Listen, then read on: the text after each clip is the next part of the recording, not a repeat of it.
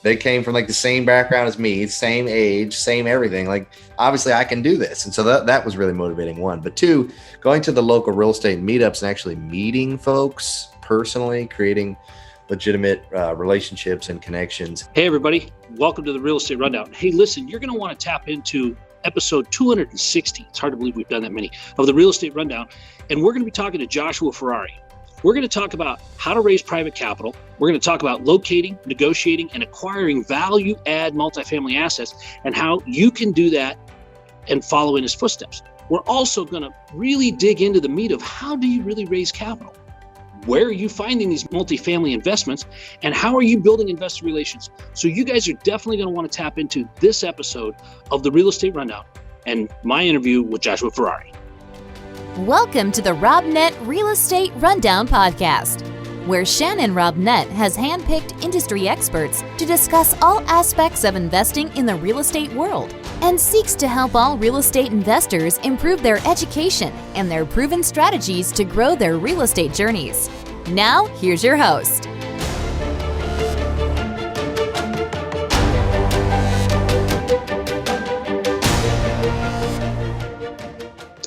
Hey, everybody. Welcome back to episode 260 of the Real Estate Rundown. Today, my guest is Joshua Ferrari. Josh, how are you, man? Man, I'm good. I'm ready for this interview. Awesome.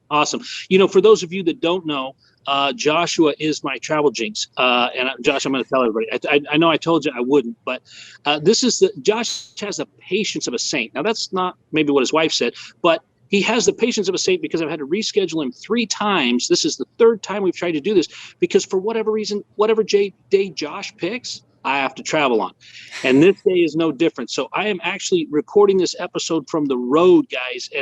But that is how dedicated Josh and I are to bringing you the facts around what he does. But let me introduce Josh a little bit to you and let you kind of know who we've got here.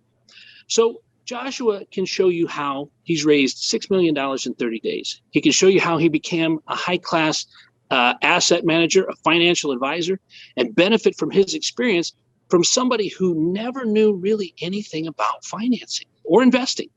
Josh always thought that the way to do life was to work hard till you're 65, retire on a farm out in the country, and then maybe indulge yourself in a few travels here and there. He had absolutely no background in a financial education. And Josh, you and I are a lot alike because you seriously hated school and so did I. But guys, this is the power of what real estate can be. If you're willing to be a student, you can change your life. And I want to dig into this with you, Josh, as to how that happened. I mean, what was really the biggest, what was your turning point from somebody who was, by your own admission, financially ignorant, unaware of how multifamily worked, unaware of how real estate worked? How did you become a guy that could go from there to raising $6 million in 30 days? Well, there's a lot of baby steps along the way that got me to that point. But the initial peak of interest into the whole realm of real estate, the industry as a whole, was actually my dad. He called me up one random day, January of 2018, after I had got off work from my day job as an aircraft technician, and told me that him and my mom were about to spend $40,000 on some course that was going to teach him how to flip houses. And I just started laughing. Like, what are you talking about? 40 grand. What are you talking about? Real estate flipping? Like, I'm just thinking HGTV and like, yeah, those guys can do it because they've got a freaking TV show. Like, they're millionaires. They've got tons of money. How the heck are you going to do that? And then you're spending $40,000 on the course. How are you going to be able to afford to buy a house and flip it? You've spent all your money on this course.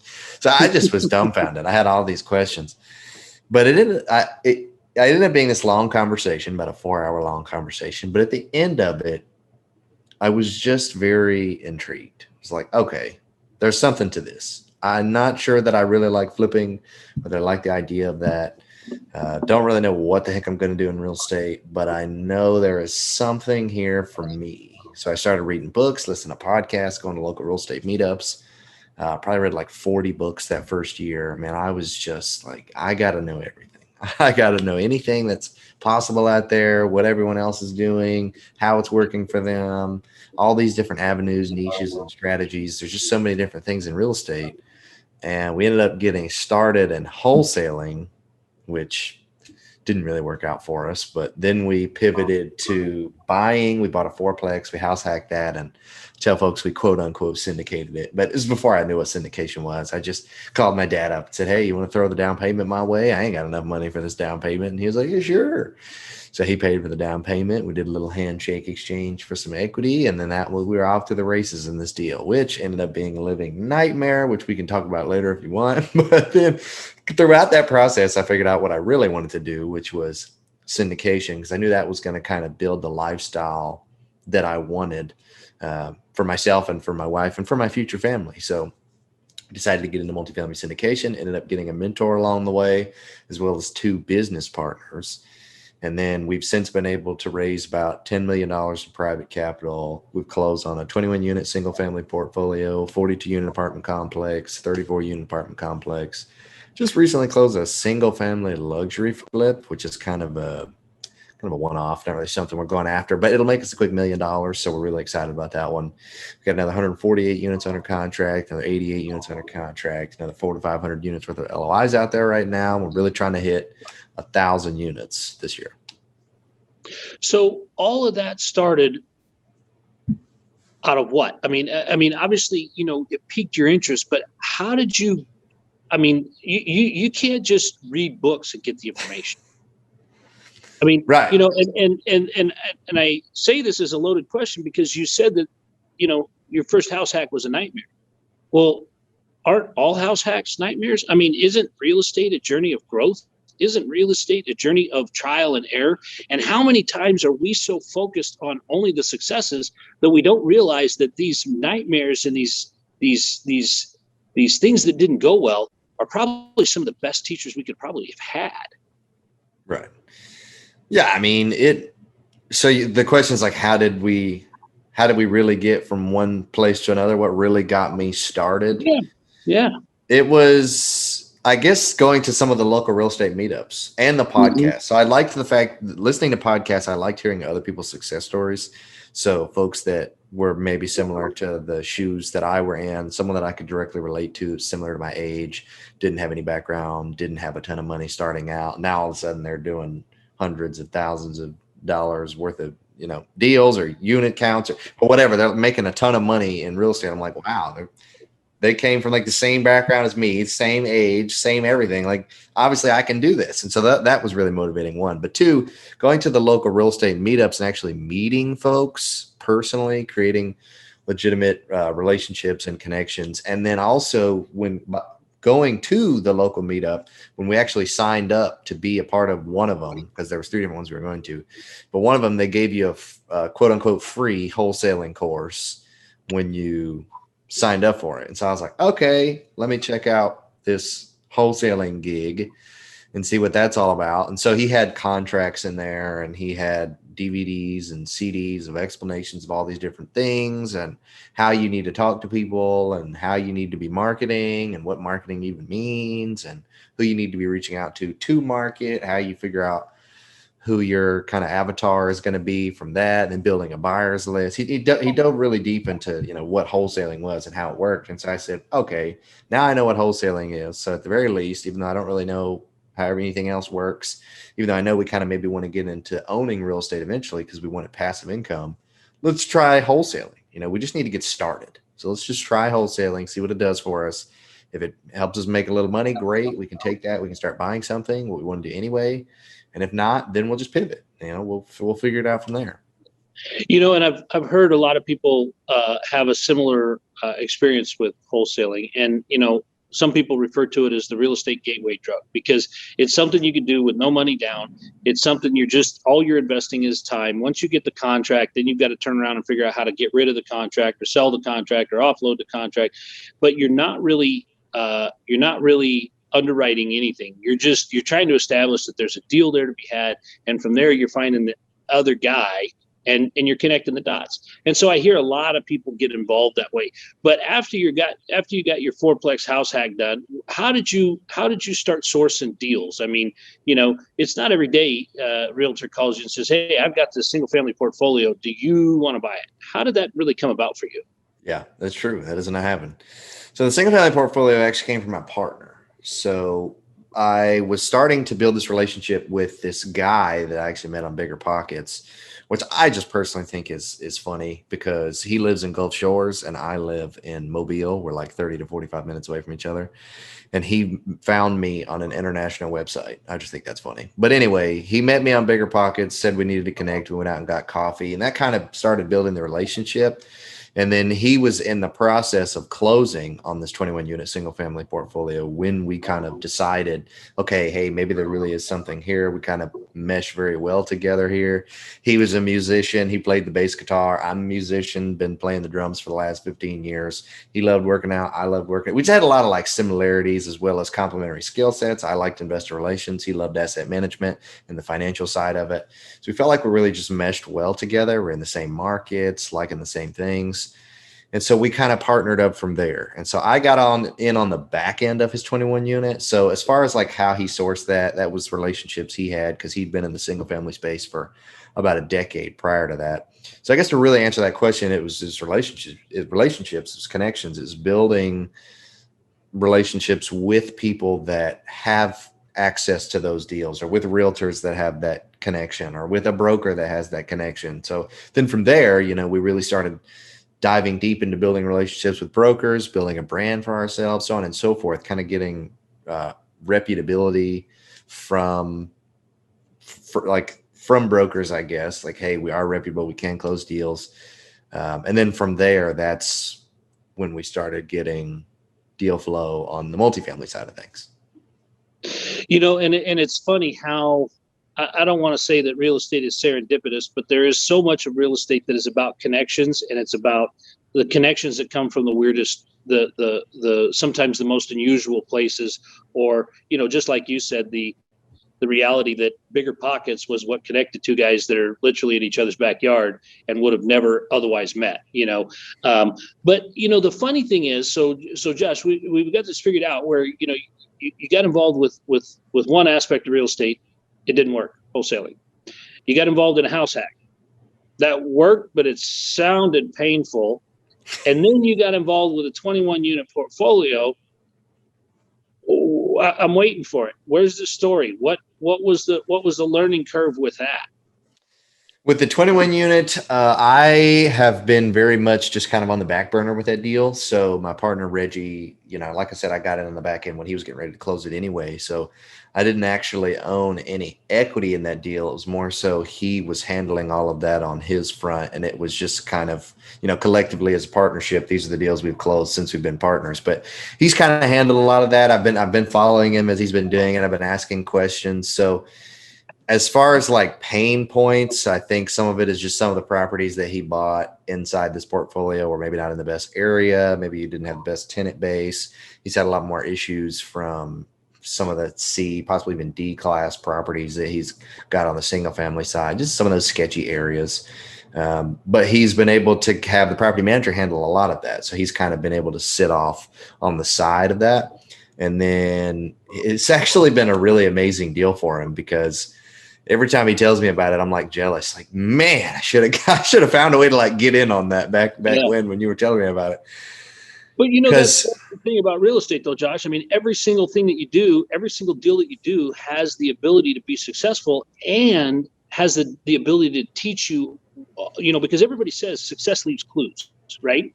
And so a lot of people look at it and go, well, success only leaves positive clues. That's not true. You can find negative things that teach. I've moved a house once. I've only done it once. I've done a remodel once. I've only done that once. I've built single family homes. I only did that 4 times, right? There are a lot of things that I've done, and success leaves clues. And what the clues that it told me is don't mess with it, right?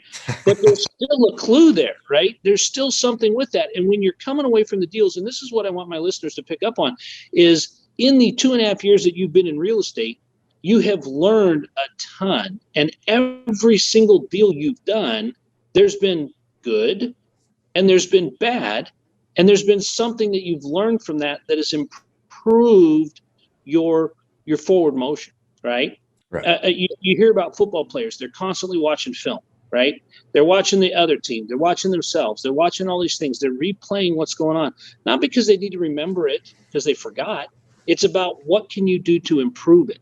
And so I'm listening to your story and I'm dissecting it. I'm loving it because so often people glaze over all this and say, "Oh yeah, I got $10 million in real estate, and it's all been a piece of cake." But it isn't.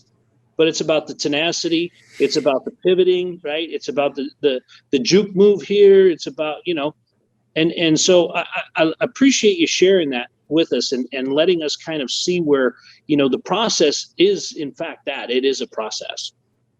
Definitely no pieces of cake had here. There's just nothing but hard struggles. And that fourplex was the biggest struggle because almost anything that could have gone wrong on that deal went wrong. And yeah, we might as well just go ahead and dive into it. Let's do it. So Josh, tell me about this fourplex. What happened? Well, we bought it. Everything was hunky dory. We were thinking this was an amazing deal. We had 4 different contractors walk it with us in the beginning. They all told us it was going to be anywhere between $75,000 to $80,000 in renovations. None of the units were livable, but we were going to move into one of them while we were renovating because we didn't have anywhere else to live. We didn't want to spend any more money on rent. We didn't really have any more money to spend because everything that we had, we were putting into this deal. So move into one of the units. It's heat of the summer. AC's not working all that great, if at all. We've got a box fan in Southern Alabama. The shower doesn't work. The kitchen's all jank, hardly works. And there's cockroaches everywhere. So we're living in this house. I'm thinking it's going to get better. Like, babe, I promise you, things are going to turn out for the better. And we start renovating. We finally close on the deal, start renovating. And the renovations just start taking a little bit longer than expected. All these things start coming up. We end up tripling the timeline and doubling the budget on just the first unit, just renovating one unit, which is the unit we were going to live in because we needed a unit that was livable while we were living there and fixing everything else up. So we move into that one, and then we have to fire them and hire a new contractor because I'm like, there's just no way that we can go through every single unit and be tripling timelines and doubling budgets. It's not going to make any sense for anybody. So we did a 203K FHA loan, which for the listeners out there that don't know what that is, it's just a loan that allows you to pay 3.5% down because it's FHA, but they roll in the renovation piece of the actual loan into the deal. And you would think that's amazing. 3.5% down and you get all that and everything's going to be hunky dory and great. And for me, it was a living nightmare because the paperwork was miserable. I'm telling you, it took 5 months, not 1, 2, 3, or 4, but 5 months between firing the first contractor and hiring the second one. Mind you, we already had the second contractor lined up before we fired the first one because we didn't want to have any time gaps there. But of course, the lender, who has the almighty power and the control of all the finances, is like, I'm not paying you anything until we finish all this paperwork. And of course, it takes 5 months to do so. So in the meantime, I'm like, there's just no way on God's green earth I'm gonna just sit back and let nothing happen for 5 months. So instead, we started taking out personal loans and credit card debt. And I said, hey, if I can fix an airplane, I can fix a house. We're gonna go to YouTube University. We're gonna start learning how to do construction and roofing and foundation and carpentry and all this other stuff. And so that's what we did. Started buying all the materials, the tools I was going to need. Money started racking up real fast for all this stuff. Right. And started doing all the work myself. So I'm working 10 hours a day at work. Then I'm coming home, working 8 hours a day on the house, barely getting any sleep, not hardly ever getting to see my family. And it was a very, very big struggle, but I knew it had to happen. I knew that we were neck deep at that point into the debt, into the deal, into having to make this thing work. And then because none of the units were livable, we were having to pay all of the holding costs this entire time. And we had initially thought, okay, it's only going to take 6 months to finish all the renovations. We've got enough money in reserves to pay the holding costs for 6 months. And then we'll start getting income to come in from the renters to kind of offset what the cost of the mortgage is, because we couldn't actually afford it from what we were making in our day jobs. And then of course it takes 1.5 years to finish renovations instead of 6 months. And I'm like, oh my gosh, it starts 6 months, turns into 8, which turns into 10, which turns into 15. And I'm like, this is bad. This is really bad. Month over month, We're having to scrape together. I'm having to work like 6 days a week, 7 days a week, but which is a struggle because I'm also having to come home and work on the house 5-6 days a week. But the money just kept showing up. I think we kept being faithful in what we were doing, and the money just kept popping up in the bank account. We just kept being able to afford it. The other thing too, with that though, Josh, is that you are able. I mean, lucky never happens, right? Lucky is the result of hard work and happening to be at the right time when luck shows up. But if you're not showing up every day, and I think for my listeners, if you're going to get involved in real estate, it may not be your first deal that goes like Josh's deal.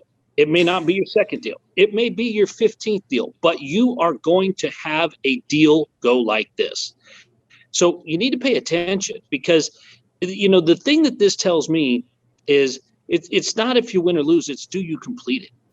Because there's going to be deals, right? There's going to be deals. I mean, I could tell you, I've got deals that I lost money on. I got deals that went too long, that cost too much, that did all the things wrong, but I finished them. I don't have one customer that I can walk back into, or one investor that I've ever had to go back to and say, I'm sorry, we did not do what we said we were going to do, because we did. Did it go like I wanted? No, but we still did it. So, Josh, that's a thing that a lot of people miss, is that you went to YouTube University, but you went to real estate university as well, and you completed the course, and that's what's important, right? Yeah. So you get this thing done, you get it.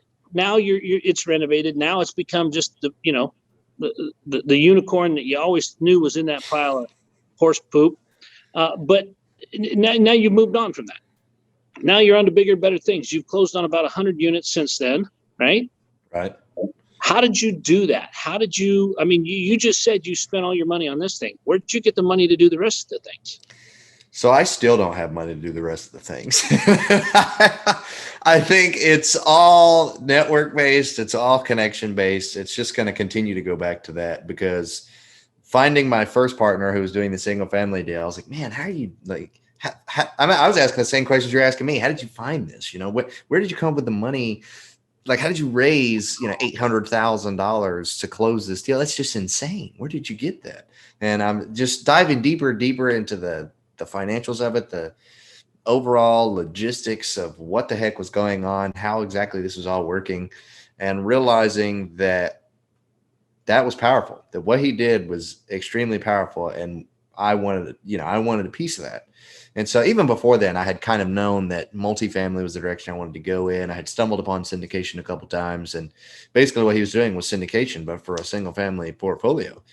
And so diving deeper and deeper into that, I was just trying to learn as much as I could. I think a lot of that went back to the education, back to the educational side of things, of talking with folks and reading what other people have done. Hey, the syndication thing. What's Sally Mae over here doing? What's Joe Blow doing over off to the left here? How much success has he seen, or has she seen? And what exactly are they doing to get this success? And you'll find that a lot of times, no matter what it is in real estate, that folks are 1,000%, open, honest, and transparent, and ready to.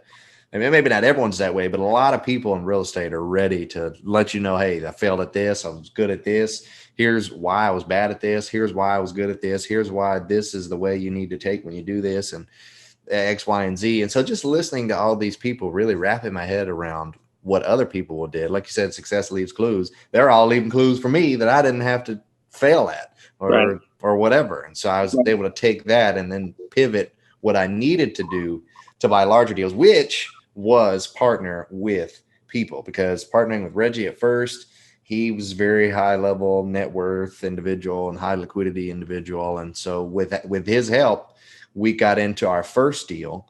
And then we weren't even able to close the first deal, just the two of us, because we were about $100,000 to $150,000 shy on the capital raise. So it was like, dang it, we're not going to let this not go through. We're not going to fail this far into it. And so we actually found our first multifamily deal, the 42 unit, from my mentor. It's actually his deal that he was selling, and he brought it to us and gave us a $400,000 discount if we didn't use a broker and close by the end of the year. So we're like, you bet we're taking that deal. And so we're like, and I can't let my mentor down. You know, I can't not do this. So funny enough, I actually asked him, I said, hey, you want to get the best of both worlds here? You want to help us raise $150,000? We close your deal. Everyone wins. he was like, let me think about it. He took out a day or two to think about it. He's like, I just ethically can't be on both sides. I don't think that's going to work. He said, but I'm not going to leave you empty handed. I got a guy that's helped me on a few deals. He's helped me raise money before. He lives over in Destin. Great dude. And I think you guys would mesh very well. He used to be a fighter pilot in the Navy. I was like, what? You know, I'm in aviation. Thought that would be super cool to meet this guy. And it was 80% of the way of already trusting this guy because we had been referred by my mentor. So then we ended up going to meet, having brunch together. We meshed very well together, had very similar personalities, I guess, from a stance of being able to get along well. And then we also had those complementary skill sets. And so it was almost a no-brainer. All three of us were like, all right, let's do this. And then within a matter of 2 weeks, the dude had like $700,000 ready to give us. We're like, whoa, we only need like 150. Calm down, you know? And so, but at that point, it was like, okay, we got this extra money. What are we going to do with it? And then the next deal came before we even closed the first one. And so then we took that money, rolled it over, and it's been like a never ending game of rollovers ever since. Well, you know, and it's funny too, because you mentioned, you know, the syndication, and really, you know, syndication is just partnerships, right? It's an LPGP alignment where limited partners trust the general partner to do all the heavy lifting and the day-to-day stuff. They just want to drop off their cash and pick up their checks, right?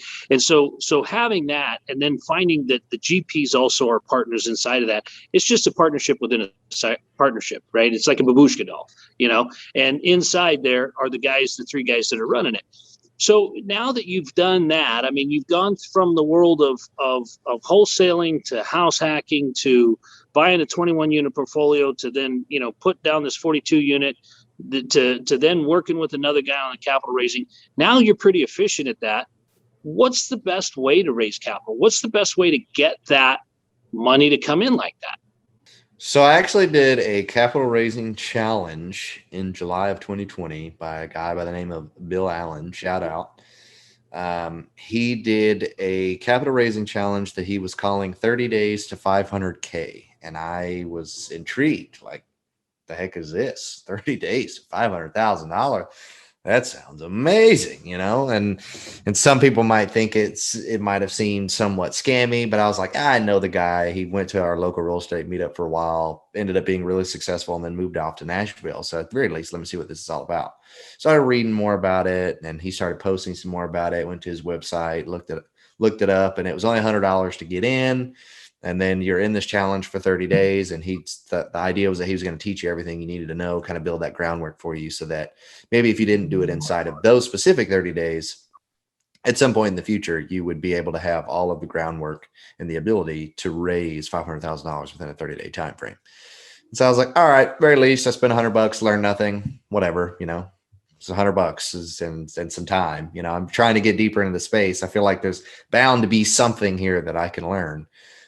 So paid the money, got in, and right off the get-go, he says, all right, you know, you've got like a secret identity and we're going to unveil it. It's like, secret identity? What the heck are you talking about? I don't have a secret identity. And then he started diving deeper into it, talking about, you know, how many people actually know what you do from like a real estate perspective. And I was like, well, why don't you mention it? Because I hated social media up to that point. I was not very into any of the Facebooks or LinkedIn, or Instagram, or anything. And so, right. So when he said that, I was like, well, now that you say it, I haven't really been on social media at all. So none of my social media friends know about it. I only talk to the folks that I work with and the folks that I have built relationships with via my own outreach for knowing what I do in real estate. I'm like, so maybe I do have a secret identity. I don't know. A ton of folks don't know what I do. So then he said, okay, well, for the next 30 days, you're going to go live on social media once a day for 30 days. I'm like, that's gonna be tough. Live on social media. I don't even know how to go live. I had to Google where the live button was on Facebook because it's not easily visible. And so I start going live. I'm nervous and I'm telling everyone I'm nervous. Like, hey, I have no idea what I'm doing here, but here's the live video, day 1, 30-day 500K challenge. And then 30 days later, at the end of going live once a day, I had hit that $6 million mark of capital raised. And I was like, holy cow. You know, what have I been doing wrong this entire time? And the only thing I did differently in those 30 days was educate myself on how to raise money first and foremost. But then secondly, go on social media, tell people what I'm doing, be open and honest and authentic and transparent.